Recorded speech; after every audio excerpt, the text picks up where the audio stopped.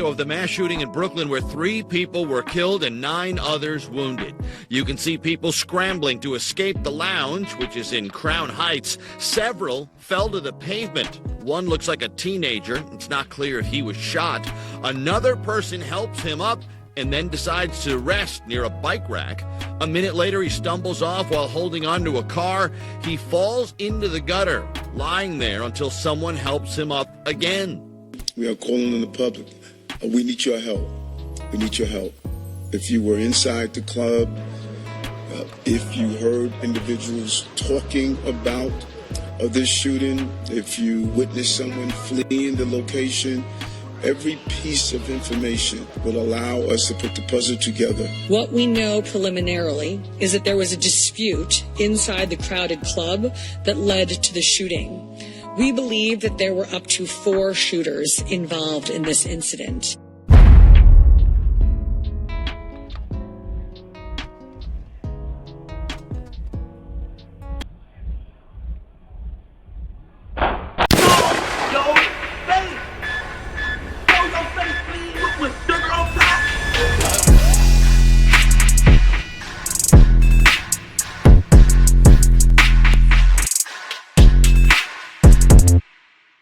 Hey, what's up, y'all? Y'all know my slogan.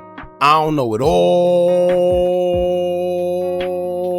but I know what I've been through. Now, before we get into this video, make sure you check us out on Patreon at www.patreon.com/Hookah Anonymous _. You guys been telling us to create one for the longest, so we recently created a community where we will upload videos that we can't share on YouTube due to their guidelines. We'll also be dropping the latest to there first, behind the scenes information that you wouldn't find anywhere else on our socials. So make sure you become a member, and after you do that, head over to our official Instagram page at Hookah Anonymous _ and follow us there.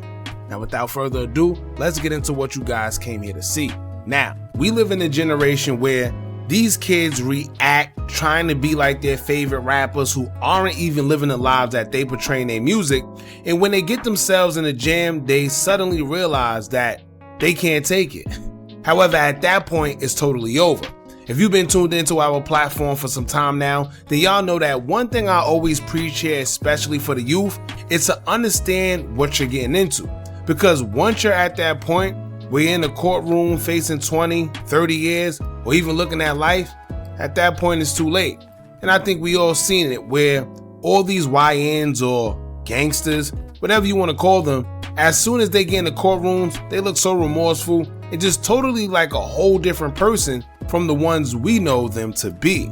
They go from rapping about spinning blocks, being grim reapers and dissing deceased ops, to suddenly wearing glasses to court, dressed in a nice suit and answering the judge saying, "Yes, ma'am," as if the manners is gonna help now. When if you acted like that when you were in society, then maybe you wouldn't even be in that courtroom to begin with. Just recently, we all watched ATK and Young and Ace affiliate Queso get sentenced to life in prison without the possibility of parole after being snitched on by his friend and his own father. All right, Mr. Robinson, again, on July 31 of 2025, the jury found you guilty as charged in count 1 to murder in the first degree by unanimous verdict. And at this time, this court will then adjudicate you guilty of that offense and sentence you to the only lawful sentence that this court can impose, and that is mandatory life in prison without the eligibility for parole. You will have credit for 1,666 days of time already served. I'll impose mandatory felony court costs of $518. I'll enter a restitution order payable to the Victims' Crimes Compensation Trust Fund, which will be joint and several with your co-defendant, in the amount of $7,500. Do you understand your sentence? Yes, ma'am. And yes, he could sit there and try to appeal, which sometimes take years to even do, but as of this very moment, it's been determined that he would literally die in prison. And I know that sounds harsh, and as harsh as it sounds, that's the reality of a life sentence in prison. And guess what? He's also now due for trial on a second body he's been accused of, in which when the judge asked if he has a lawyer, his counsel said that he'll need a court-appointed lawyer. So if you didn't catch that, in a nutshell, This man has just been handed a life sentence. In the next trial he has coming up, he'll be fighting a body charge with a public defender. So all that bro stuff and my bro this, my bro that, none of his bros were able to afford to get him a proper lawyer to fight this new case that he has coming up. And it's not that they don't want to, because I'm sure if they could, they would. But it's a matter of when it comes to these legal fees, lawyers and all that, that stuff costs a whole lot of money. Not to mention, he's literally just been given a life sentence anyway for his prior conviction, so at the end of the day, it kind of don't even make sense. And when you have charges where you're being accused of a body, if you aren't paying at least $400,000 to $500,000 for an attorney, you might as well forget about it. If you know, you know. Now, to make matters even worse, and to show you how much them courts slay you and got audacity, after giving him a life sentence, the judge told him that whatever days he already got inside of jail would be credited to his sentence. Right? Like, is that a joke? What days credited mean when this man is literally serving a life sentence? Where's them credits gonna go? But that's how they do you, and they're making them pay restitution. For the ones that never been incarcerated, you may think, well, why would they make him pay back money to victims when he's already serving a life sentence? Well, that's them doing even more damage to you. Because what happens is this: when you get into whatever jail to serve your time, whatever money you accumulate, whether you're working a job or getting money put on your books for commissary, when you have to pay a restitution fee, they take a percentage of whatever it is you receive until that total is paid. So it's bad enough he's serving a life sentence, but then it's even worse when he's in there and they're still taking money from him. But anyway, I included all that to not only let the youth know the part that they don't get to see until it's too late and how them courts slay you, but it also plays into the situation we have today where a 25-year-old YN, I don't even know what to call him that, but he thought it was cool to shoot up a whole lounge with his friends, leaving 3 people deceased, and now he's crying in court telling his mother that he wants to go home. Crazy.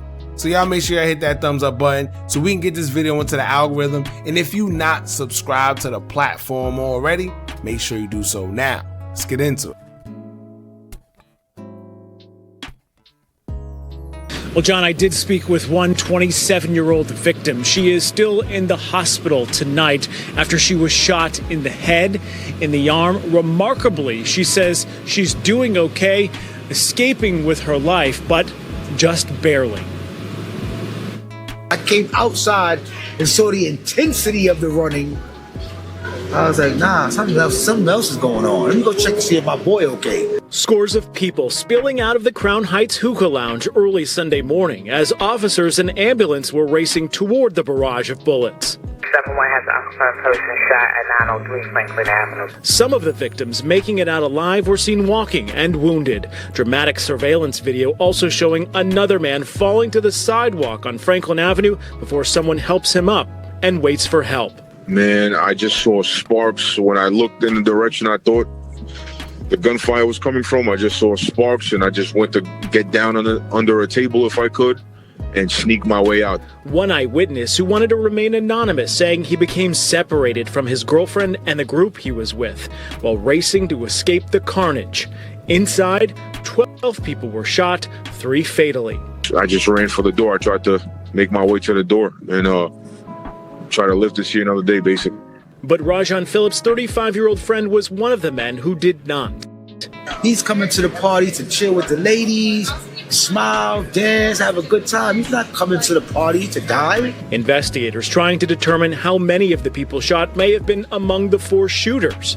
The location, called Taste of the City, is a known problem hotspot and scene of at least one recent shooting last November, according to police. Knucklehead moment. You mix liquor, ego, immature mindsets, disaster. Something City Council member Crystal Hudson will be digging deeper into.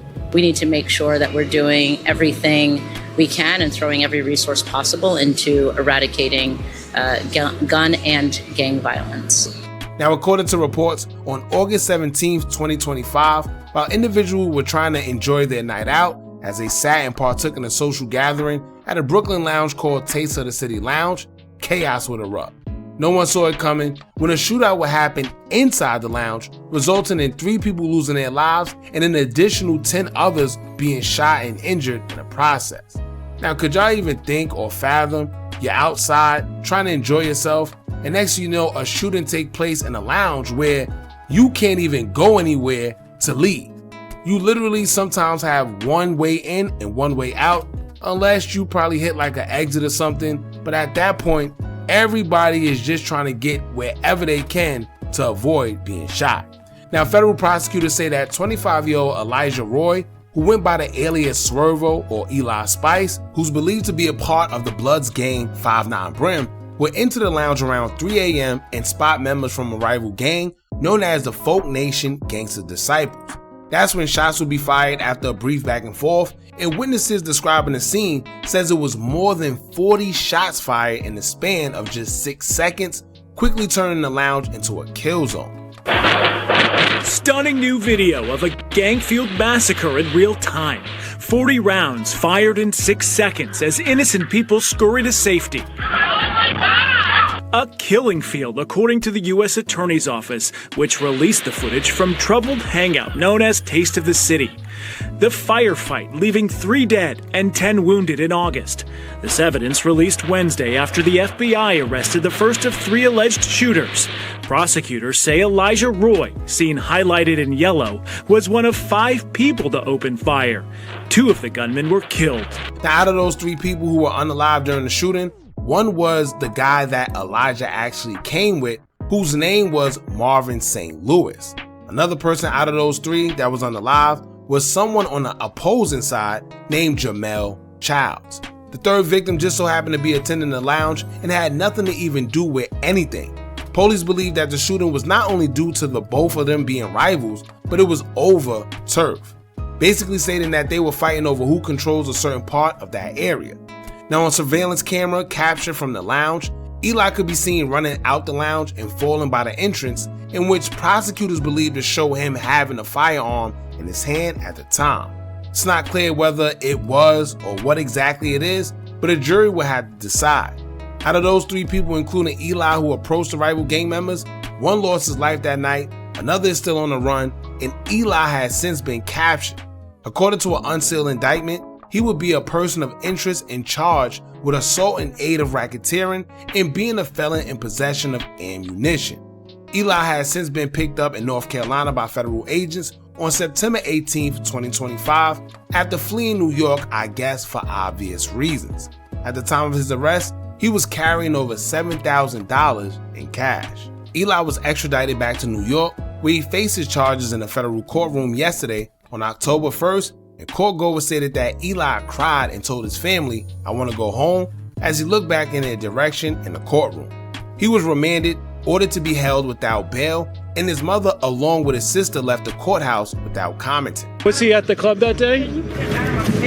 The 25-year-old suspect's mother and sister leaving the courthouse after Roy's arraignment without comment. However, the alleged gang member cried as he was led to jail and told his family, "I want to go home." He's a 25-year-old young man who's in federal custody, just got transported from 20-hour lockdown in North Carolina. Of course he's scared. Now, here's a part that I didn't see mentioned in many articles. However, it could also go a long way because I guess many people have preconceived notions that him and his guys just walked into the lounge and fired shots once they seen the op, and that was it. I remember plenty of people saying that they were stalked, they went in there for the sole purpose of just trying to shoot it up, but we're hearing that that's not 100% true. According to a witness, they claim that Elijah and 2 other 5'9" Brim members entered the lounge around 3 a.m.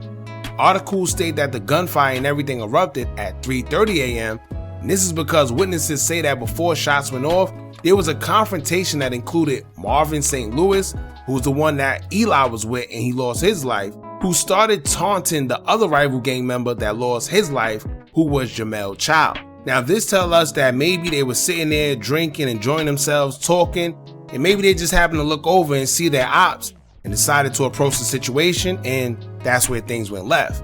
Because they did say that Marvin started taunting first, which means that they started everything initially. Articles explaining the situation all state that Eli ducked under a table and fired 2 shots in the direction of the rivals afterwards. So here's why I mentioned that. Realistically, they don't know if any bullets Eli fired hit anybody or unalived anybody, but they do have surveillance of him at the scene and believe he did have a weapon on him as well. But to be honest with you, if Eli has a good enough lawyer, don't be surprised if he beats this case, as unfortunate as it sounds. For one, if they don't have the actual firearm that was used in the commission of a crime, it's impossible to say what bullets came from him and what didn't if they can't identify what firearm he even had, period. On top of that, they don't have one confiscated. Then two, I'm more than sure that his lawyer is going to tell him that if he does decide to cooperate, then more than likely they'll just put everything on his deceased friend, who they say was the one that started the whole thing from taunting in the first place. Right now, police don't have much. Yes, they have surveillance, but even the surveillance don't tell them much because they still can't tell whether he 100% had a firearm on him or not. On top of that, the third person that they was with still haven't been identified.